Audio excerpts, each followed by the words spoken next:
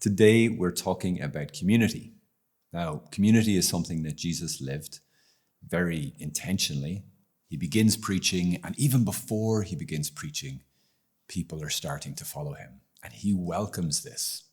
Now, we're not all called to be pilgrim evangelists like Jesus was or the early apostles were, but we are called to take that aspect of Jesus' life, how he gathered people around him, and to see, right, how can I take that seriously? How can I imitate that in my life in a way that really helps me live the other aspects of my faith?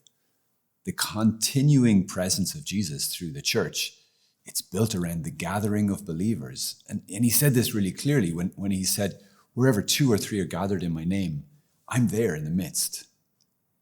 So 2 or 3, like he's referring to this, something of the number of the Trinity. Wherever there's any amount of community, Jesus says he comes in there and he is present when we do that in his name. And in Genesis, God says, it's not good that man be alone. And therefore it wasn't just Adam, it was Adam and Eve, the birth of family. And so too, it's not good that an individual believer just be trying to doing this on, all right, I'm just going to try and follow Jesus, just me and Jesus in my room praying and doing my ministry. Like, no, we're saved together. We're saved as a family. St. John of the Cross, the great mystic from the 16th century in Spain, he said that each believer is like a coal in a fire. And when you put all of those coals together in a fire and it's burning, and you look at an individual coal, I mean, the whole thing is almost transformed into fire. It's just bright, bright red. There's no way you could reach in and touch it without getting very badly burned. But if you get like a tongs or something and you reach in and you grab that coal and you put it on the hearth and you let it sit there and you let it cool, it will go cold as a stone. All the fire is gone. And he used this as an image for individual believers, that on our own, we're like that coal that's on the hearth alone. Eventually, it doesn't matter how hot it was in the fire, it's going to go cold. And so too, without other believers, without being gathered with the church, eventually, no matter how on fire with love of God that we might get in our prayer time, eventually it's going to run out. We need other believers. It's not just a rule, we need to get people together on Sundays so we get a nice big collection. No. This is something that we need. This is something about how we are created, and it's something about how God has made the church. That what they have in them, that fire, that love, that faith, rubs off on me, and what's in me rubs off on them. And together, it's much greater than the sum of his parts. And again, Jesus said, wherever 2 or 3 are gathered, I am there in the midst. He is this fire that holds us and binds us together. This was certainly my personal experience. As soon as I came back to my faith, I knew that I needed to be around people my own age who also believed. I had a great group of friends who I went to school with who were just great people, but they didn't have that much faith.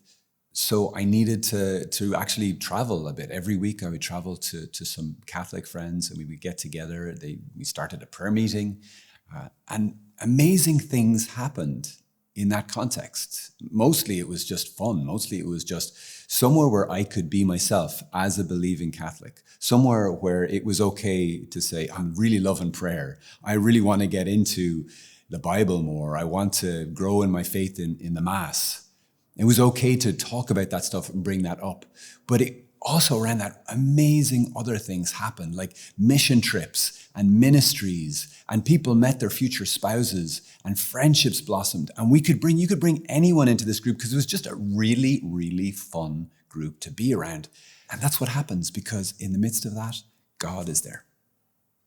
If you want to take your faith seriously, then we have to get around people who take their faith seriously. And together, let's see what the next best step is.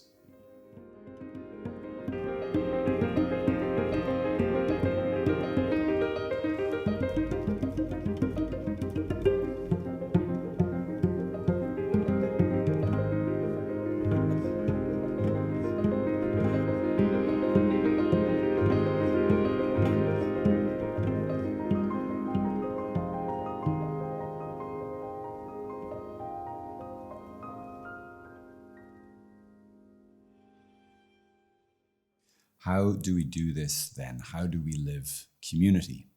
For me, it was easy. I had a ready-made community all there, people I already knew. I just had to call up some of them and say, "Hi, it's me again. And what's the next thing happening?" And get on a bus, hang out, have a laugh, and go home. And that's just repeat for a couple of years until I joined the Friars. So for you, it might be a little bit different. My first word of advice would be look local. So take a look at your parish or wherever it is you go to Mass and see, is there a group? Is there a young adult group? Is there a Bible study, a prayer group? Somewhere where you can go. And even if it's not perfect, which it's not, by the way, it's not going to be perfect. How can I invest? How can I contribute to bring it in a great direction? It's important that the people going to this group are actually people you can connect with. So maybe somewhere around your age bracket, and that you can just be yourself. So living our faith is not just all about praying. We see it in Jesus' life. And he went and had a meal with Simon the leper. And lots of other people came along. And Levi was converted, and he threw a big party, and they ate a meal. It wasn't always, and they went to the synagogue, and they said a few rosaries. Like, no, it was a lot of just normal living of life together. So we want to keep an eye out for that, for people that we can really just be ourselves with and spend time with. The great advantage to a group like this being connected to your parish is that it's like a win-win situation.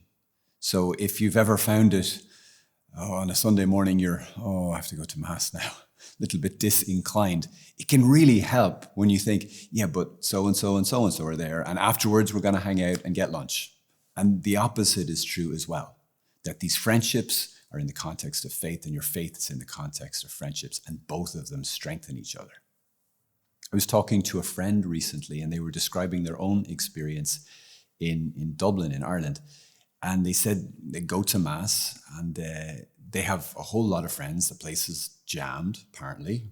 I must see this place. Loads and loads of young adults. And after Mass, lots of them, they just started going to lunch together.